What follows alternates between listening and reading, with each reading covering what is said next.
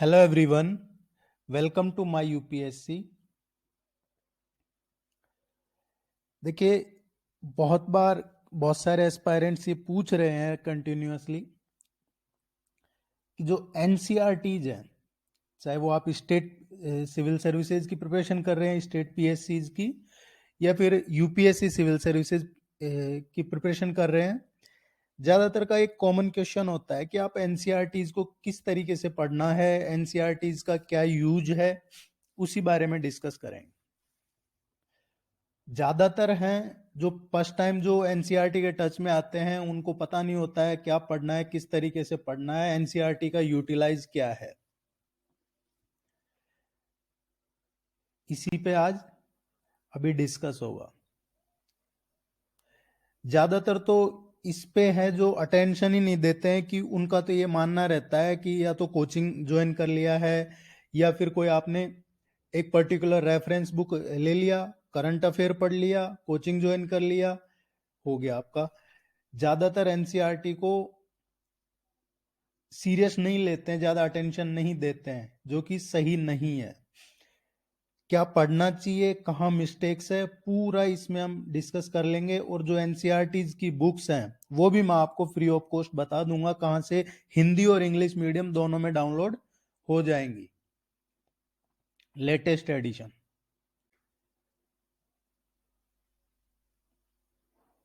देखिए, एनसीईआरटी है जो आप इसको एज ए फाउंडेशन लेके चलिए।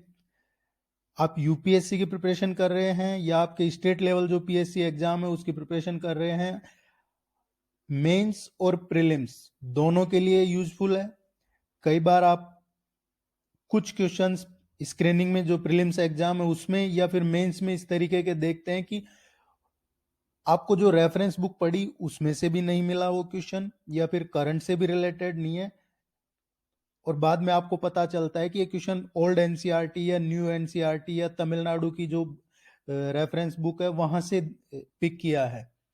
इसलिए एनसीईआरटी बहुत जरूरी है। इसके बिना सिविल सर्विसेज बहुत मुश्किल है क्लियर करना।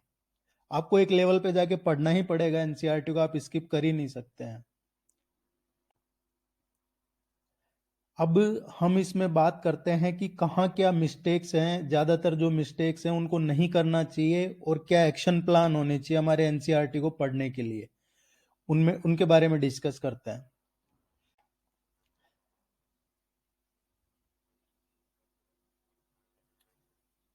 ज्यादातर जो एस्पायरेंट्स हैं वो ये कोशिश करते हैं कि वो कवर टू कवर एनसीईआरटी को पढ़ ले।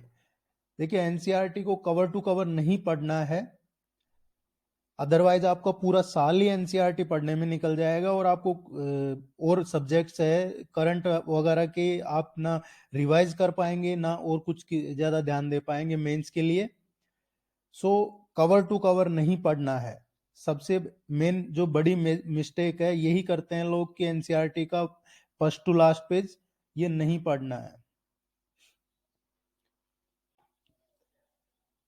आप पढ़ तो रहे हैं, साथ में कुछ लोग क्या करते हैं कि जो एनसीईआरटी का एक पेज है उसके खुद के 2 पेज के नोट्स बना लेते हो। यूपीएससी में या आपके जो पीएससी एग्जाम्स है उसमें ये वर्क नहीं करता है। उसमें आपको बहुत शॉर्ट नोट्स जो सिर्फ आप ही समझ सकते हैं उस तरीके से नोट्स बनाने होते हैं। टू द पॉइंट नोट्स होने चाहिए, शॉर्ट नोट्स। ऐसा नहीं करना है आपको कि आप एक पेज एनसीईआरटी का पढ़ रहे हैं और उससे 2 पेज आपने अपने नोटबुक में नोट्स बना लिए हैं।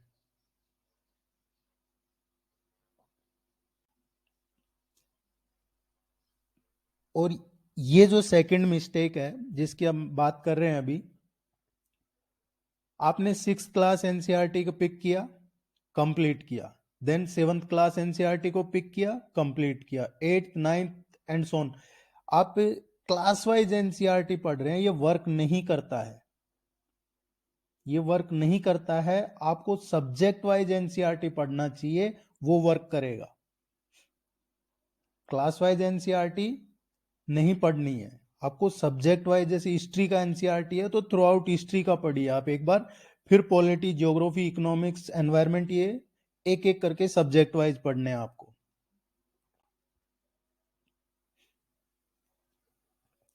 ज्यादातर लोग क्या करते हैं कि एक बार पढ़ लिया सिंपली एनसीईआरटी को बेसिक समझ के और फिर उसके बाद वापस रख दिया, ये भी वर्क नहीं करेगा। देखिए एनसीईआरटी बैकबोन है सिविल सर्विसेज एग्जाम के लिए, आप ये मान के चलिए। और स्पेशली मेंस में जो एनसीईआरटी के प्रैक्टिस क्वेश्चन है जो चैप्टर के बाद में दिए हुए होते हैं वो बहुत ज्यादा इंपॉर्टेंट होते हैं। एनसीईआरटी के जो हाइलाइट्स हैं वो आपके स्क्रीनिंग में प्रिलिमिनरी एग्जाम में डायरेक्ट क्वेश्चन पूछे जाते हैं उससे। और वो उनमें से कई क्वेश्चन ऐसे होते हैं जो एक क्वेश्चन के बेस पे ही आपका रिजल्ट चेंज हो जाता है, क्योंकि यूपीएससी में एक एक मार्क्स पे भी आपको 1000+ एस्पायरेंट्स मिल जाएंगे। ये आपको ध्यान रखना है, सिर्फ एक बार सिंपली पढ़ के नहीं रखना है एनसीईआरटी को।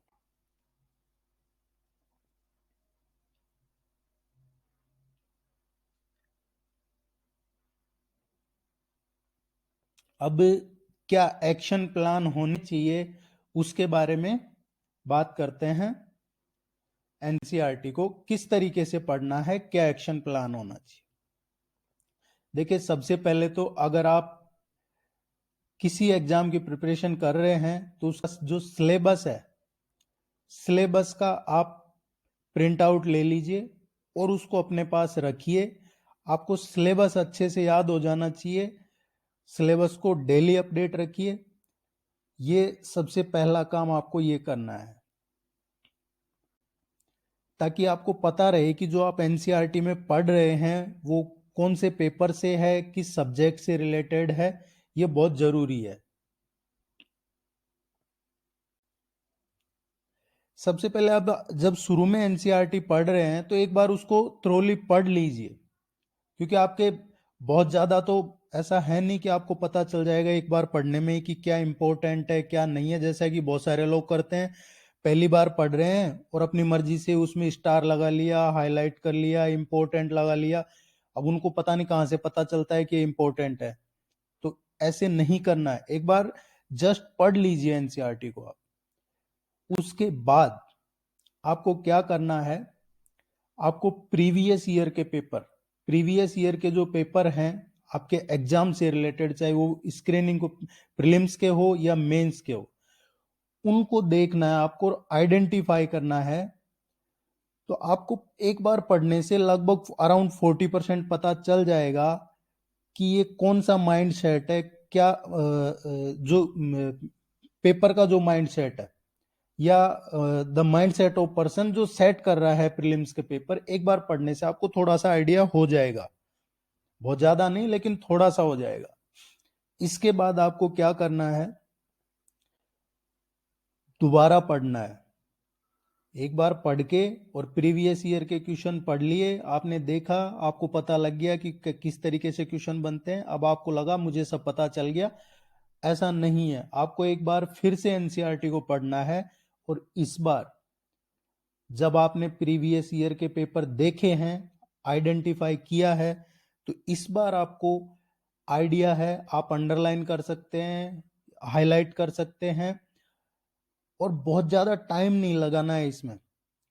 एक बार रफली थ्रोली आपने पढ़ लिया है तो दोबारा सिर्फ आपको अंडरलाइन और हाईलाइट ही करना है। जो कंसेप्ट्स अब क्लियर नहीं हुए हैं उनको क्लियर कर लीजिए सेकंड रीडिंग में। और जब आप ये कर लेते हैं सेकंड रीडिंग, इसके बाद आपको एक बार फिर से पूरी बुक पढ़नी है। लेकिन इस बार आपको इस बुक के साथ जो करंट हैपनिंग्स हैं across the world, with in the country, ये साथ में आपको लेके चलने हैं। अब आपका फाउंडेशन इतना अच्छा हो चुका है कि आपको जो पुरानी चीजें थी वो सब पता है, और उनसे रिलेट करके आपको अभी जो करंट का क्या चल रहा है, लेटेस्ट हैपनिंग्स क्या है, उनसे जोड़ के और फिर पढ़ना है एनसीईआरटी को। आपका बहुत अच्छे से कंसेप्ट क्लियर हो जाएंगे, राइटिंग भी और आपका नॉलेज भी अब इस लेवल पे आके काफी अच्छे लेवल पे पहुंच चुके होंगे। इस तरीके से आपको एनसीईआरटीज को लेना है। देन अब आप अपने जो रेफरेंस बुक पढ़ रहे हैं या करंट का कोई न्यूज़पेपर या जो भी पढ़ रहे हैं, आप उसका माइंड मैप बनाइए, फ्लो चार्ट बनाइए, पेन पेपर पे बनाइए या फिर डिजिटली आपका जो है उस पे बनाइए। टू द पॉइंट नोट्स बनाने हैं जिससे आप इजीली रिवाइज कर सकें। जो भी आपने पढ़ा है उससे कोरिलेट करके करंट के साथ और उसके नोट्स बनाने हैं आपको। जैसे भी आपको कंफर्ट लगे, आपके समझ में आए वैसे बनाने हैं, फ्लो चार्ट या डायग्राम जैसे भी। अब आप प्रीवियस ईयर के क्वेश्चन पेपर सोल्व कर लीजिए। इतना पढ़ने के बाद आपका कॉन्फिडेंस, नॉलेज ये सब इतना अच्छा हो गया होगा कि आप टेस्ट सीरीज ज्वाइन कर रहे हैं, प्रीवियस ईयर के पेपर पढ़ रहे हैं और आप कॉन्फिडेंट हैं कि आपकी बहुत अच्छी तैयारी है, आप इंटरव्यू के लिए क्वालिफाई हो जाएंगे। उस लेवल तक आप यहाँ पे पहुंच चुके होंगे। उम्मीद है ये आपको समझ में आ गया होगा। एनसीईआरटी बहुत इंपॉर्टेंट है सिविल सर्विसेज के लिए, और ना सिर्फ यूपीएससी के लिए, स्टेट पीएससी के लिए भी बहुत इंपॉर्टेंट है। आप चैनल को सब्सक्राइब कर लीजिए अभी तक नहीं किया है तो। आपको डिस्क्रिप्शन में एनसीईआरटी का लिंक मिल जाएगा, इंग्लिश और हिंदी मीडियम दोनों के लिए फ्री ऑफ कॉस्ट है, आप डाउनलोड कर लीजिए या फिर मार्केट में अवेलेबल है, वहां से भी आप परचेज करके या जैसे भी आपका सूटेबल हो आप एनसीईआरटी को जरूर शुरू कर दीजिए पढ़ना, अगर आप सिविल सर्विसेज की प्रिपरेशन कर रहे हैं। कोई क्वेरीज हैं आप कमेंट सेक्शन में पूछ सकते हैं। Thank you very much, good luck, thank you.